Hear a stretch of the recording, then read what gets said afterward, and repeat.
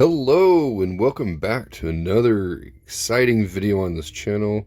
This is WXAM371 Gaming, and we're back for part 2 of the series.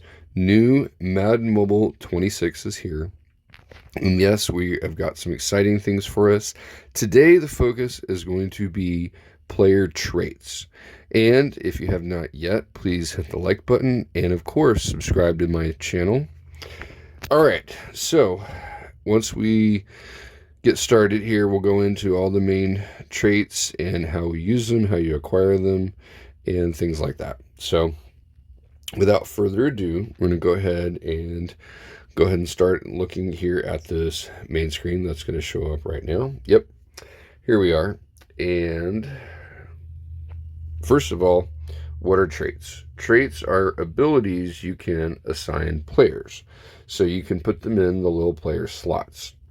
If you look, each player on the right side of the card has an individual slot, either 1 for a rare player, 2 for an epic player, and for the iconic and above players, they have 3. Okay, so now we are in the store, and we're going to go ahead and go to the core section, and we're going to scroll all the way down toward the bottom. Once you get past the coin and the training packs, you have Evo tokens, which we'll get to in another video, and then basic trait packs. Now, to buy them, you can either get the 30,000 coins or 1 silver key, or for the premium trait pack, you give the gold token or the $70. We're going to buy 1 of each. So this is a basic trait, and it's green, kind of like the uncommon players. And then if you get a premium trait pack, if you have a gold key, you go ahead and use that, and you get a blue, and this is Stonewall 2. Okay? So let's go ahead and look at some players, and let's look at the traits. So you go to the My Team, and then you want to click on the individual player, and it'll give you the choice. Oh, hold on, go back. My Team, and then you click on the individual player.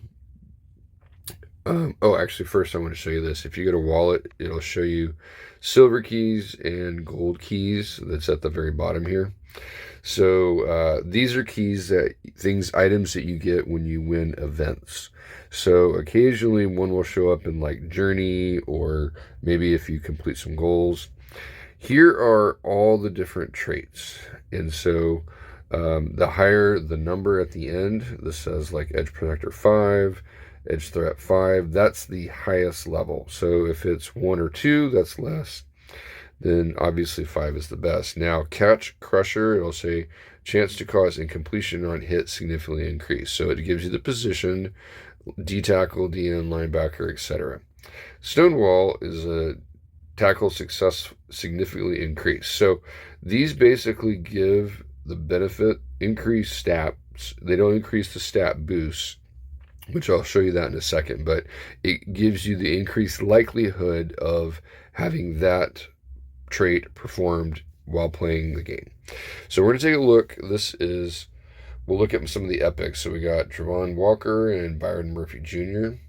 And let's go ahead and click on them and see what we do. Also, if you note, you see how the rare cards only got 1 slot, and the epics, they have 2, like I mentioned before. So let's go ahead without further ado and click on a player. And then you'll see the evolve and the traits. So if you click on the bottom button, that is the traits button, that brings us to the traits slots. You got to click on slot 1, and then it shows you what options you have. So we've got 1 for the Stonewall and 2 for the Run Crusher. So you see how Stonewall 2, and then it's got, okay, and then the other option is the Run Crusher 1, okay? So that's a chance to cause fumbles on run plays, increased. So let's go ahead and do Stonewall 2. We'll go ahead and equip, put that on there. And then we can leave it, and we'll go and use another trait. You can see it's kind of small, but if you look, you can see a player trait slot is filled on there. So we're going to go to another defensive end and put in Run Crusher there in slot 1. So now 2 players have 1 trait on each. And then I have one left, so let's go ahead and go to the Zaven Collins linebacker, and let's do run crusher on him. And so he's got one. So as it turns out, I don't have any more for the defense. So if you try to go to this player and I click on a slot, it says no traits available. So you got to decide which players you think have the best chance for the traits. I would certainly match them up to what the different player positions are. So you don't want to put a trait that's likely to cause an interception on a defensive tackle. Also, some of the running ones you might, put more on the defensive end and linebackers and less so on, say, like the corners and safeties. All right, so if you look, we're on the offense now. This guy's already got Bruiser 2, which is a pretty cool. It increases ball carrier, stiff arm, truck, and the break tackle success moderately because it's number 2, not number 1. And then I have another trait. I believe it's Bruiser 1. I'll look over here. Oh, if you look at the stats, so take a quick peek. You see quickness 110, physical 87 on down. If I take this out and unequip it, and then I go ahead and if you see Bruiser 1 is the other one on there. So I got Bruiser 2 and Bruiser 1. Then you go back to the stats. The stats are the same. So it's like, well, if the stats didn't change, then, how is the player better? So it's not so much about the stats, it's they have a chance of that actual action in the game occurring with the player traits. So it's not about making the player better overall, it's the chance of this occurring goes up slightly. The better the trait, the higher the chance. So we're going to put Bruiser 2 on there. And if you go to slot 2, I can't put Bruiser 1 on there. They don't allow duplicate traits in the multiple slots. So you have to have a different trait for slot 2, not Bruiser. Just so you know.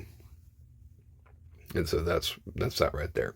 So okay, so we'll go ahead and let's see some action and see how this works. So we're going to get out of here and we'll go ahead and take a look at, before we do, let me show something else. So this guy is my fullback slot. I'm going to go ahead and put Bruiser 1 on him. That way I've used all my traits that I have available. I don't think I have any other offensive traits. So at this time, we want to go ahead and go into journeys, and I'm going to show you some game action and show what it looks like when a player trait pops up in a game situation. So this is a win after halftime event, which should be pretty good. I'm going to do some running plays here, and let's just see if the Bruiser 2 shows up. And if it does, then you should get a notification in the upper corner. Right, there it is. I'm going to stop the video. See Bruiser trait ability, Bruiser 2 up in the corner right there. So that meant that when Chuba Hubbard bounced off this linebacker and kept going, that was showing that because of this trait, that's what happened. So because that trait is on the player, he broke that tackle. And then we'll just play the video and going from there. Okay? So that's how you know when that occurs. If your defense is on the field and the defensive player comes up with something, you'll see the defensive trait pop up. Okay? Notice it doesn't happen all the time. It's not a 100% thing. It's something that happens when you're playing the game. And see right there, he broke a tackle, yet he still didn't get the little trait thing pop up. The trait thing really just pops up when the computer says, aha, your trait caught, I don't want to score a touchdown, so I'm right in the middle. There it is again, where it says, okay, because you have this trait on, you got this benefit. Okay? All right. So in general, that's how traits work. I'm going to do a follow-up video to this at some point because I'm going to experiment and I'm going to find out what traits are the best. And obviously, the better the trait, the higher the level of the trait, then the better success you have. So anyway, that's all I have for this video for right now. I really appreciate everybody's new subscription, support, everything. Have a good day. Thanks.